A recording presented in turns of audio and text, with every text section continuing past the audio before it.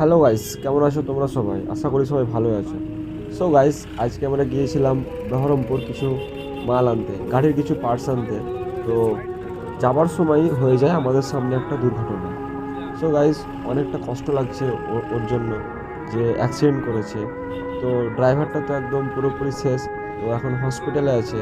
But আমরা ড্রাইভারটা সঙ্গে সঙ্গে পাঠিয়ে দিয়েছিলাম, আর তারপরেই গাড়িটার কিছু ফুটেজ নিয়েছিলাম। সো গাইজ, তোমরা গাড়িটার ফুটেজ দেখো। আর হ্যাঁ গাইজ, সবার কাছে একটা রিকোয়েস্ট, যে গাড়ি অতটা স্পিডে চালানোর কোনো দরকারই নেই। যেখানে 10 মিনিট লাগবে যেতে, সেখানে 15 মিনিট লাগুক।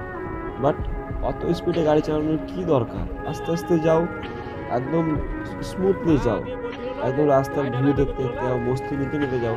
বাট স্পিডে গাড়ি চালিয়ে কোনো লাভই নেই গাইজ।